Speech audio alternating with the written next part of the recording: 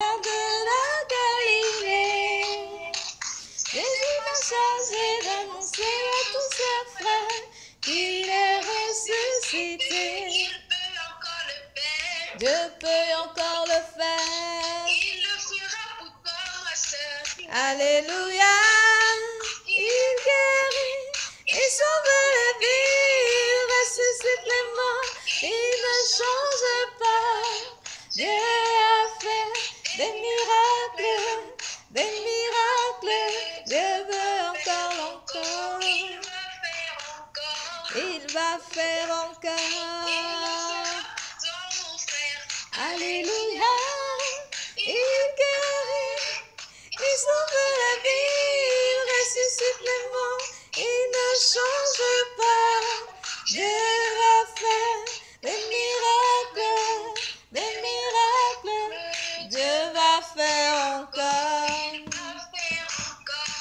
va faire encore. Alléluia.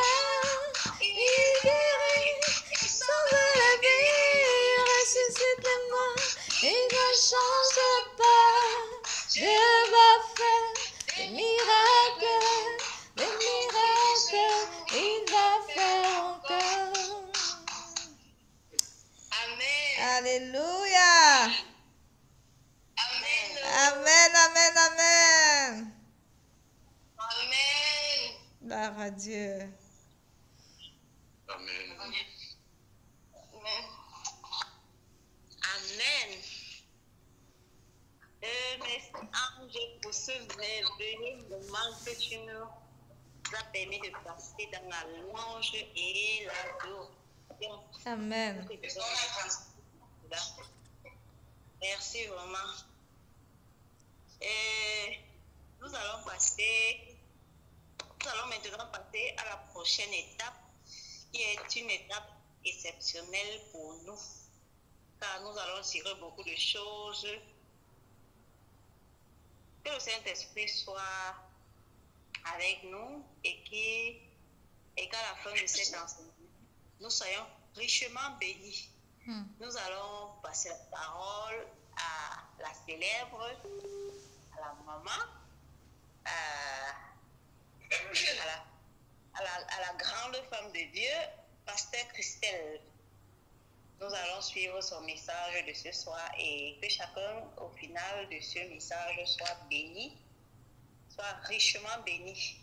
Maman Christelle, la parole est à toi.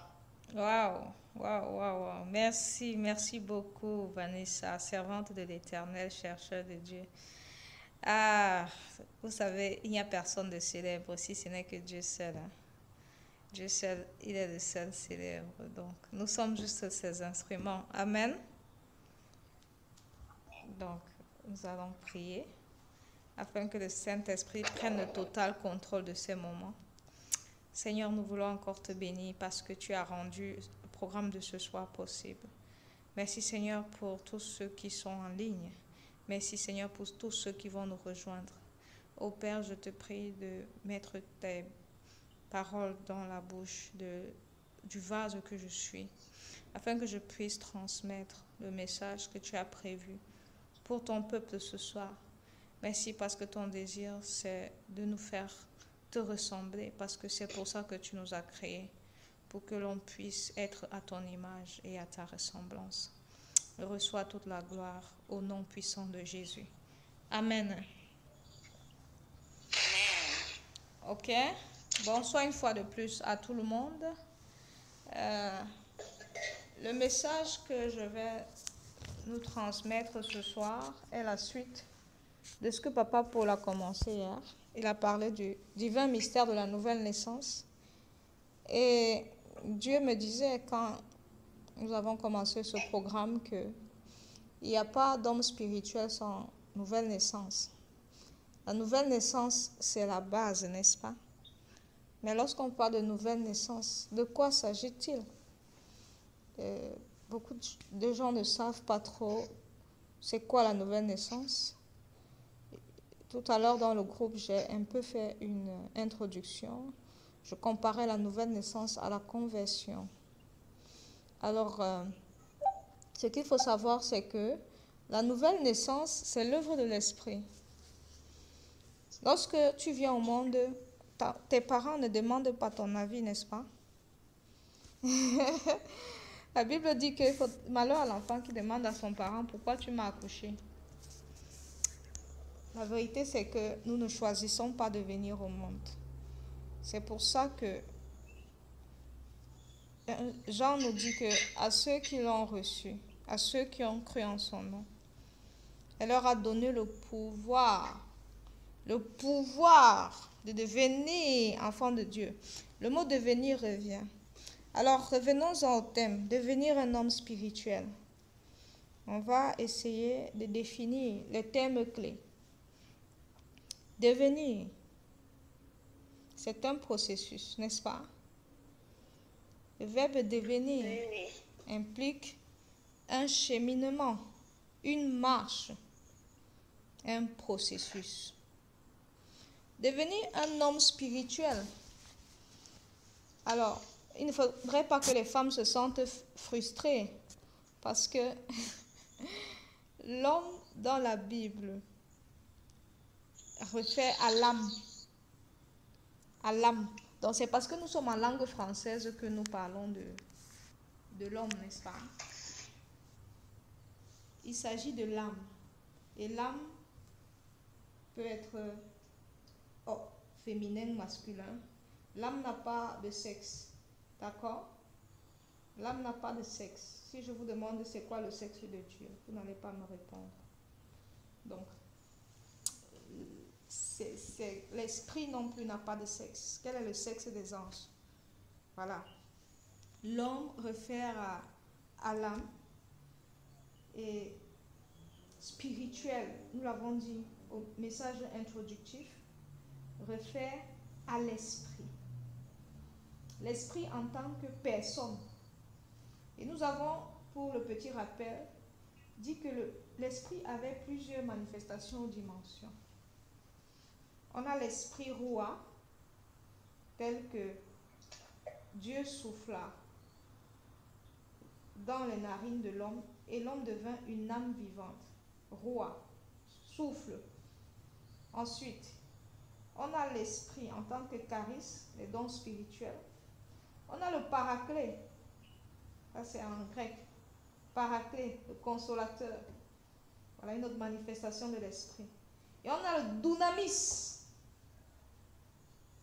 Vous recevrez une puissance. Dunamis, l'esprit en tant que puissance.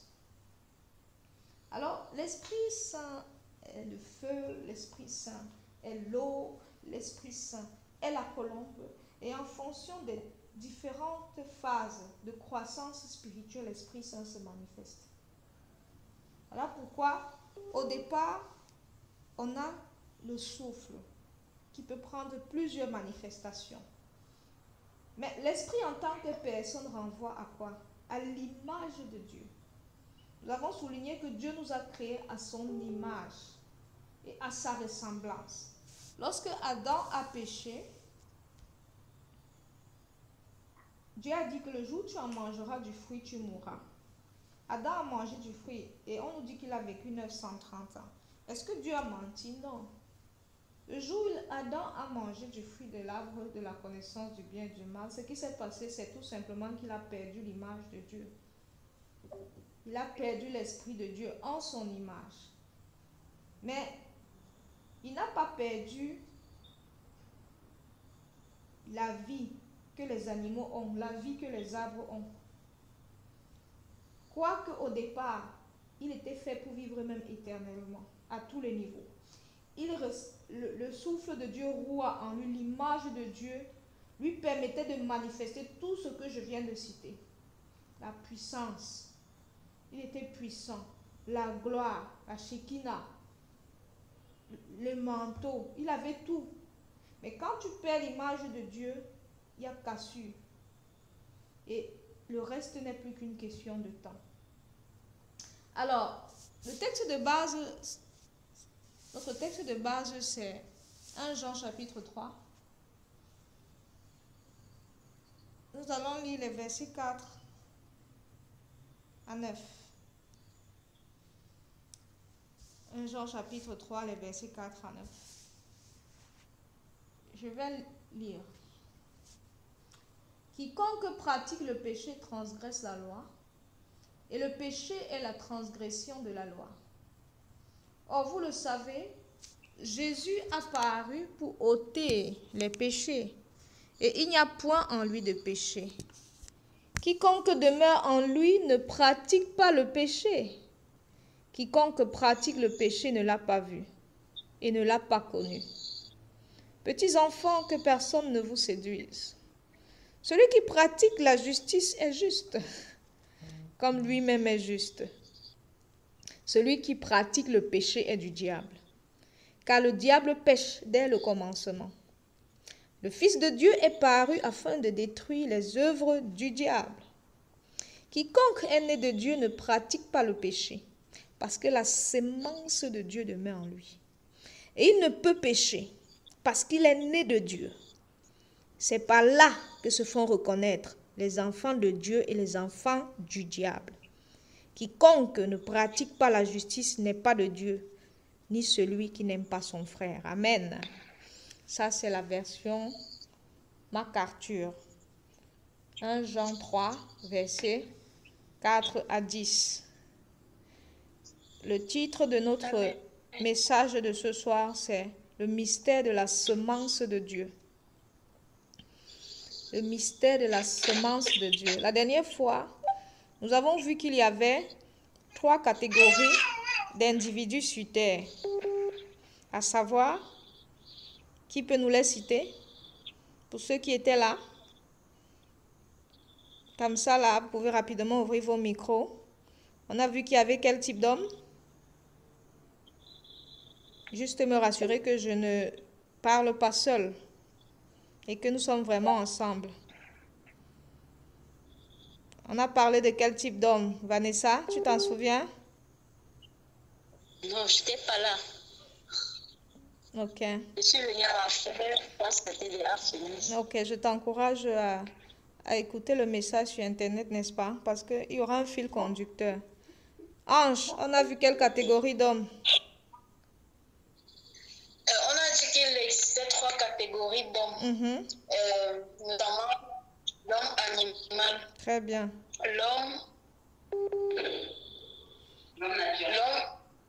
L'homme animal, l'homme spirituel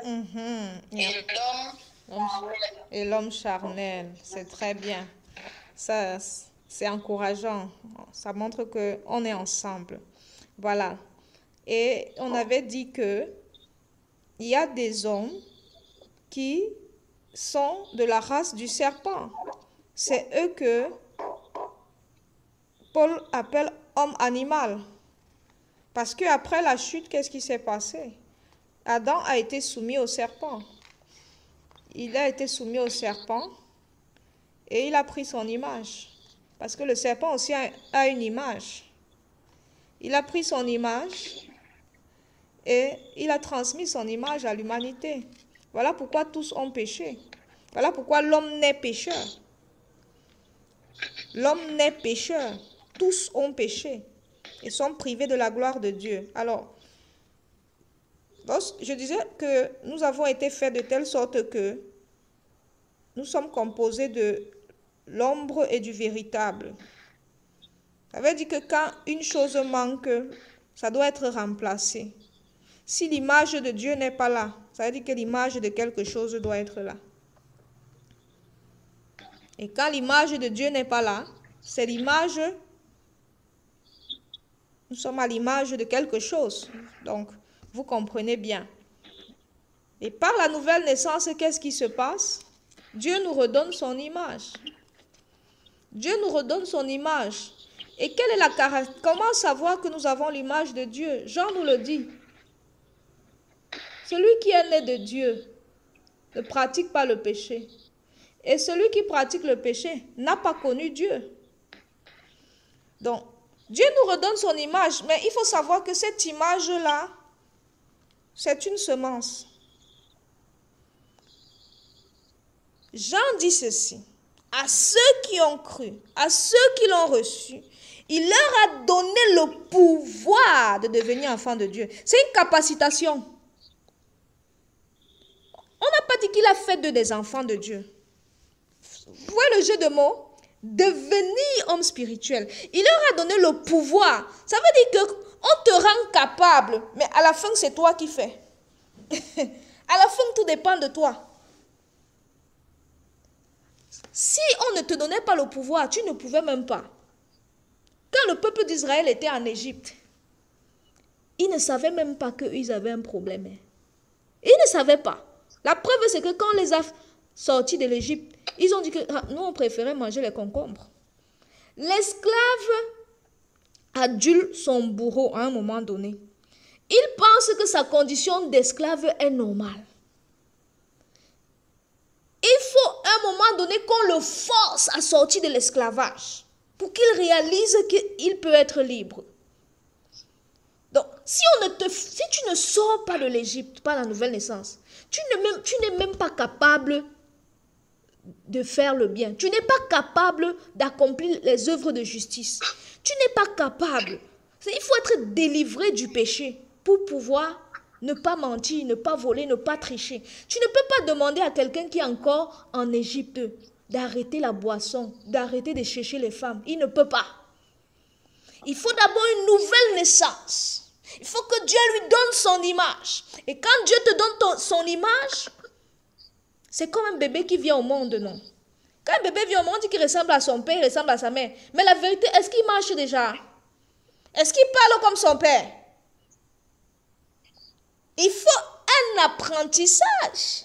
Il faut du temps pour qu'il puisse marcher comme son père.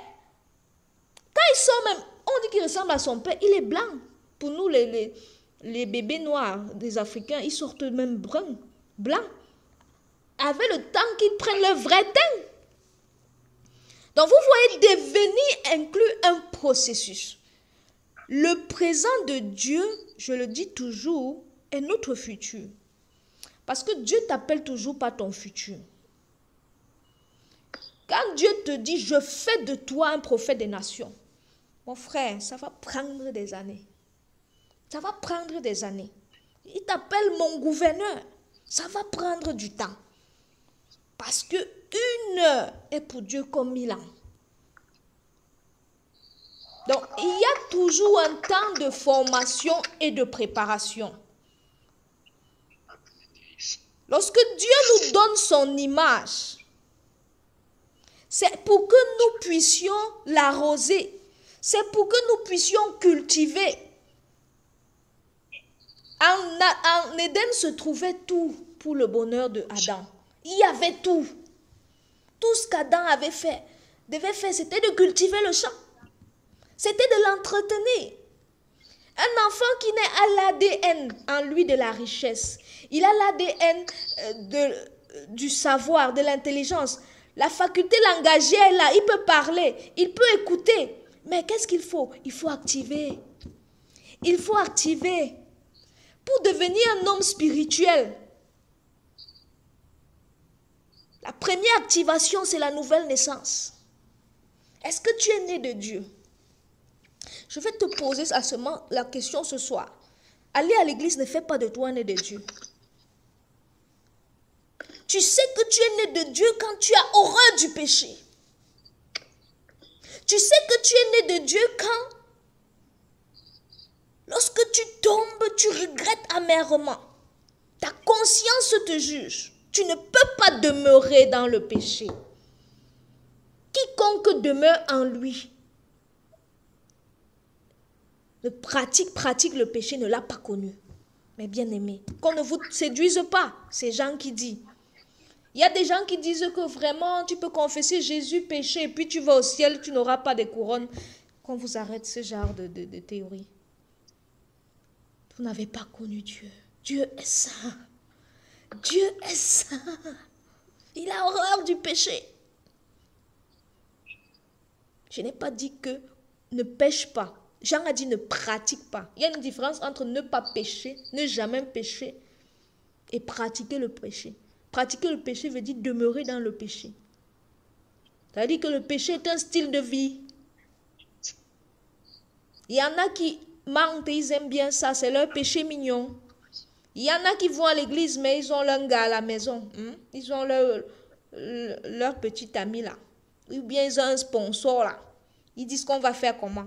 Je le laisse pour faire comment. Et ils n'ont pas la conscience trouble. C'est ça la religion aujourd'hui. On va dans la chorale, chacun sort avec sa chacune et ça ne gêne personne. On vit dans le péché et on loue Dieu. Et on dit qu'on est chrétien. Mais bien aimé, on n'a pas connu Dieu. Parce que Dieu va marteler ta conscience. La semence de Dieu en toi va marteler ta conscience. Tu n'auras pas la paix.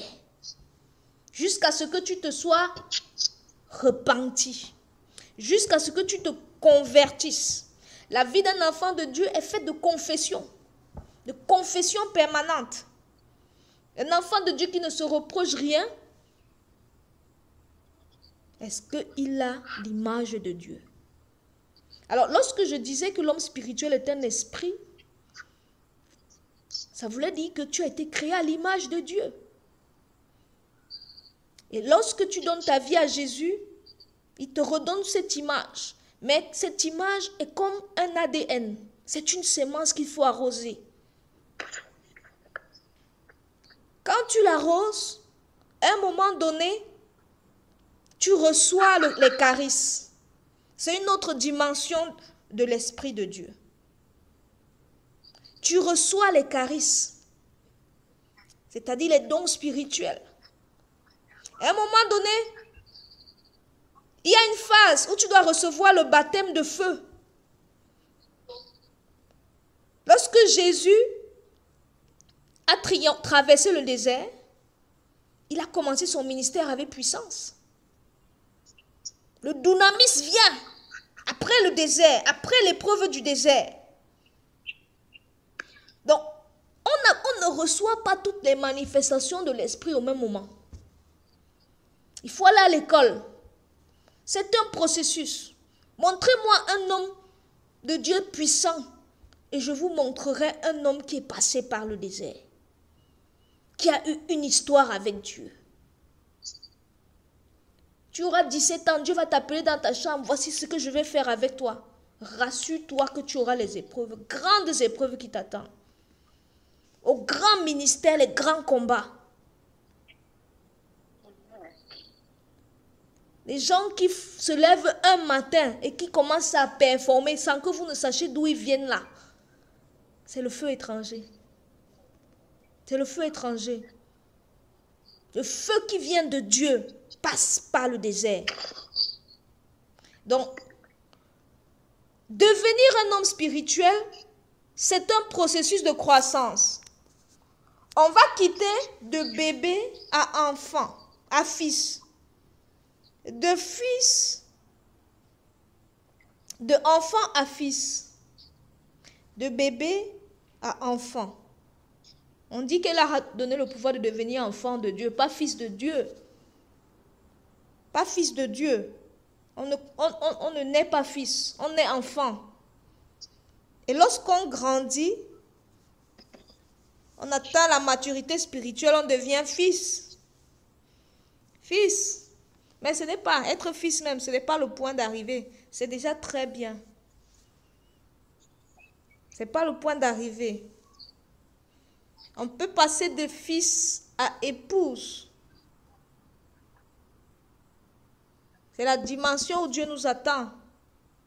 Donc la vie spirituelle, c'est une école. Et ce sont les étapes, les classes à franchir que nous allons discuter, voilà, dans les prochains enseignements. C'est un peu comme l'école de la vie, où on a le primaire, le secondaire et le cycle universitaire. Qu'est-ce qui rentre dans les classes du primaire? D'un point de vue spirituel. Qu'est-ce qui rentre dans les classes du secondaire? Donc on va subdiviser ça en 3 cycles. Et nous allons mieux en parler les prochaines fois. Mais j'aimerais que tu retiennes que pour devenir un homme spirituel, il y a un prélude. c'est la nouvelle naissance. Et la foi vient de ce que l'on entend. C'est lorsqu'on entend la parole de Dieu, comme vous êtes en train d'entendre là, que la nouvelle naissance se produit, que nous sommes régénérés. Nicodème, un pharisien, a demandé à Jésus, que faire pour être sauvé? Jésus lui a dit, tu ne peux être sauvé si tu ne nais de nouveau. C'est de là que vient le terme naître de nouveau. Il a demandé s'il doit rentrer dans le sein de sa mère. J'ai envie de te dire que la nouvelle naissance n'a rien de biologique. Jésus lui a dit que le vent souffle où il veut. Tu ne sais d'où il vient. Et pourtant il agit. C'est comme ça que Dieu agit lorsque nous naissons de nouveau. Mais l'Esprit de Dieu atteste à notre esprit que nous sommes enfants de Dieu. C'est un processus interne. Ta taille n'augmente pas. Tes yeux n'augmentent pas. Mais tu sais que tu es enfant de Dieu. Parce que tu commences à voir la haine du mal. Tu commences à chérir la présence de Dieu. Tu commences à aimer Dieu. C'est comme ça que tu sais que Dieu t'a arraché des ténèbres, que Dieu t'a arraché de l'Égypte pour te greffer à l'arbre de vie. Il t'a arraché de l'arbre de la connaissance du mal pour te greffer à l'arbre de vie. Comment est-ce que se passe encore la nouvelle naissance? Lorsque Jésus est né, Marie a dit, comment cela se fera-t-il puisque je ne connais point d'homme? L'ange lui a dit, le Saint-Esprit viendra sur toi et la puissance du Très-Haut te couvrira de son ombre. Mais bien aimé, lorsque nous naissons de nouveau, c'est un processus spirituel. C'est l'œuvre du Saint-Esprit. Une fois de plus, ça ne dépend pas de notre volonté. C'est l'œuvre du Saint-Esprit. Et l'Esprit Saint nous couvre de son ombre. Voilà pourquoi il y a un Jésus qui naît. Oui, chaque fois qu'un enfant de Dieu naît de nouveau, c'est comme si c'est un Jésus qui naissait. Voilà pourquoi on n'a pas besoin d'une intervention de Joseph. On n'a pas besoin d'une sémence humaine pour que Jésus naisse.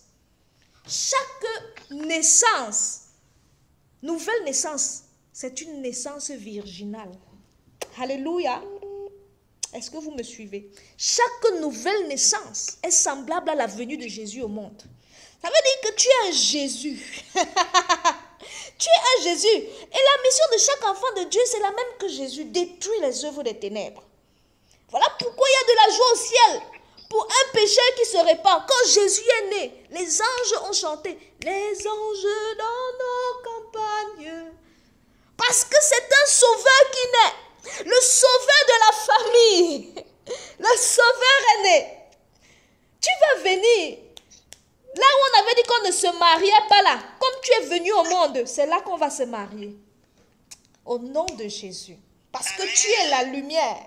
Parce que tu es la lumière. Quand il y a nouvelle naissance, c'est un type de Jésus qui voit le jour dans la famille. C'est la même chose qui se passe. Mais ce qui se passe, c'est que quand Jésus naît, avant l'âge de 12 ans, on n'entend pas parler de lui. Il est un enfant. Il faut que tu grandisses. Jésus allait au temple. Il écoutait la parole de Dieu. Qu'est-ce qui va te faire grandir? Ton amour pour la parole de Dieu. La foi vient de ce qu'on entend. La foi vient de ce qu'on entend. Plus tu te plonges dans les Écritures, plus tu grandis, plus tu pousses. On ne grandit pas spirituellement en vivant comme on veut. Ce n'est pas possible. Il faut t'immerger dans la parole de Dieu. Quand tu seras immergé dans la connaissance de la parole de Dieu, tu vas prendre la hauteur. Le dynamisme va venir. Les dons spirituels vont venir. Tout ce que l'Esprit Saint, toutes les manifestations de l'Esprit Saint, le don de guérison, le don de parler en langue, tout ça va venir. Plus tu t'immerges dans la parole de Dieu. Il y a des gens à qui on impose les mains et puis ils reçoivent les dons spirituels. Mais dans mon cas, je lisais la Bible. J'ai commencé à manifester. La Bible, c'est une puissance. La parole de Dieu, c'est Jésus. La Bible dit, Jean dit que la parole a été faite chair. La parole a été faite chair. Ça veut dire que la parole de Dieu se matérialise. Lorsque nous mangeons la parole de Dieu, lorsque nous la lisons, elle devient puissance en nous. Elle prend effet en nous. Nous devenons la parole. Lorsque nous lisons la parole de Dieu, nous devenons à son image et à sa ressemblance. Il y a ce chapitre de la Bible qui dit, nous tous qui contemplons Dieu comme dans un miroir, nous sommes transformés à son image. Transformés. Dans le processus de devenir, il y a une transformation. Plus tu contemples Dieu, plus tu lui ressembles. Comment contempler Dieu? Il faut lire sa parole. Moïse a dit à Josué que c'est le secret de la réussite. Josué 1,8, que ce livre de la loi ne s'éloigne point de toi. Médite-le jour et nuit, afin d'agir fidèlement selon ce qui est écrit. C'est alors que tu auras du succès dans tes entreprises. C'est alors que tu réussiras. Quelle est ta fréquence de la lecture de la Bible? Il y en a qui estiment qu'on lit trop la Bible à Chosen Generation. Puissions-nous lire toute la journée. N'est-ce pas, Dieu a dit à Moïse que le feu ne s'éteindra point sur l'autel? Quel mal y a-t-il à lire la Bible de 6 heures à minuit? Si on pouvait même le faire, ça aurait été bien. Montre-moi un homme mature, je te montrerai un homme de parole. La parole va te rendre dangereux aux yeux des ténèbres. Je vais te choquer. Le diable n'a pas peur des bébés spirituels. Parce que Paul dit que les bébés spirituels sont charnels. Il dit, vous êtes encore au lait. Je ne peux pas vous donner la nourriture solide. Parce qu'il y a encore les disputes, les jalousies parmi vous. Lorsque tu nais de nouveau, mes bien-aimés, tu es encore charnel.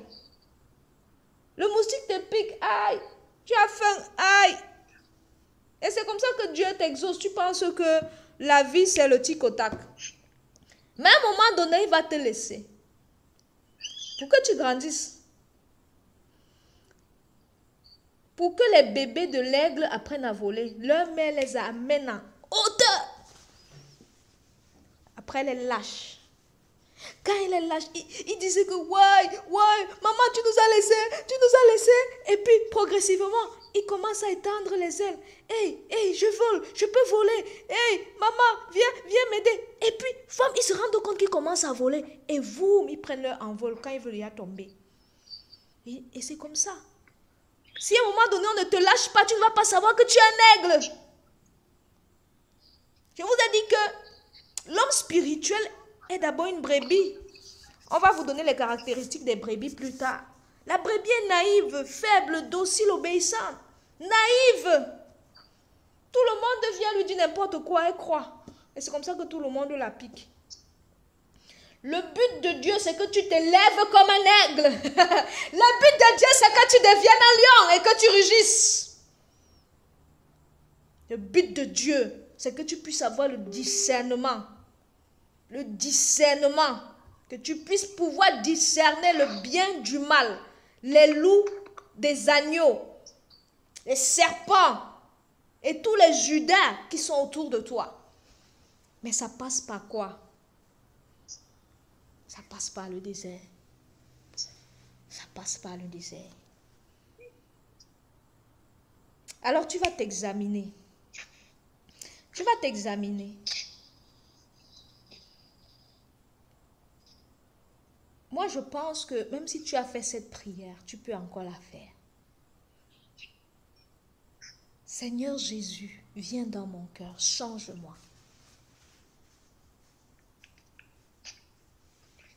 Ôte en moi tel péché. Tu connais.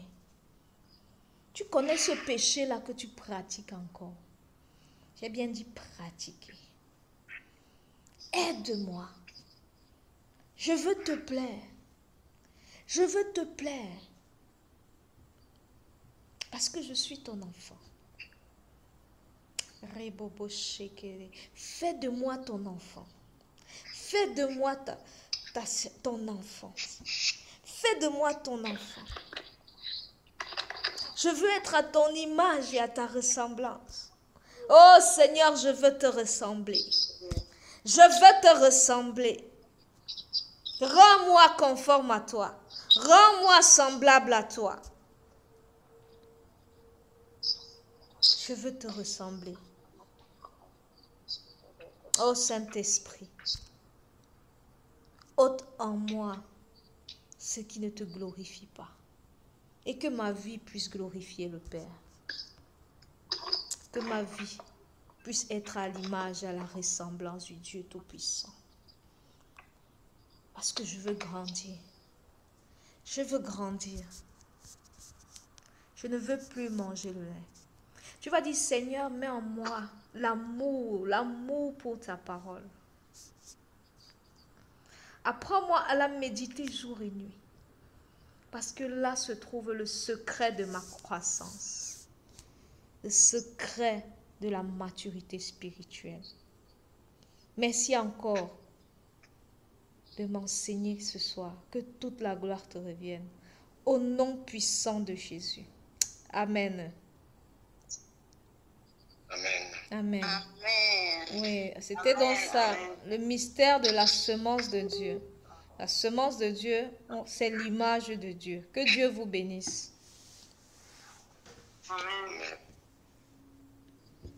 Amen. Wow. Merci beaucoup, merci beaucoup, merci beaucoup. Pasteur Christelle, pour ce message formidable. Merci vraiment. Le thème de ce soir était le mystère de la sémence de Dieu. Et donc, pour être vraiment un homme spirituel, tout cela commence par la nouvelle naissance. Cette nouvelle naissance, nous devons travailler. Nous devons passer par le désert. Ça passe par un processus. Et ce processus, ce n'est pas une affaire d'une journée ni de 2 jours. C'est un processus. Afin d'être un véritable homme spirituel, nous devons passer par toutes ces étapes-là. Maman Christelle, merci beaucoup pour ce message. Soyez merci bénis. vraiment beaucoup. Amen. Maintenant, nous allons chuter. Nous allons passer au prochain point. Le prochain point qui est l'intercession, qui nous sera présenté par le frère Obi. Le frère Obi, you have the floor.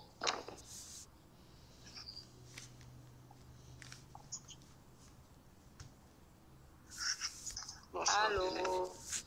Oui, pour ceux qui étaient abattus, pour tous ceux qui étaient dans les abîmes, en fait, quand ils reçoivent la prophétie, quand ils reçoivent la parole de Yahvé, quand ils reçoivent le dunamis, il se manifeste d'abord par la parole, parce qu'il dit que sa parole est esprit et vie.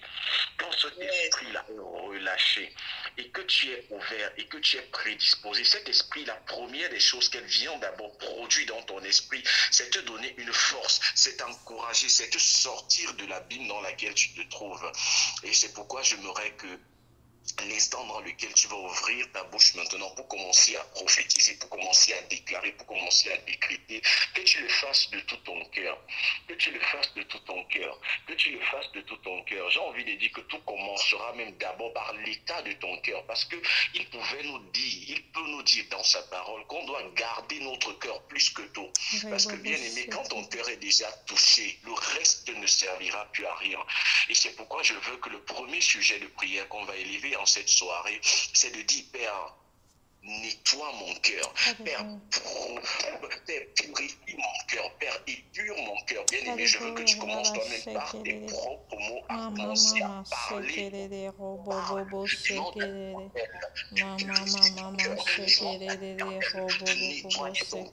Parce que mon cœur,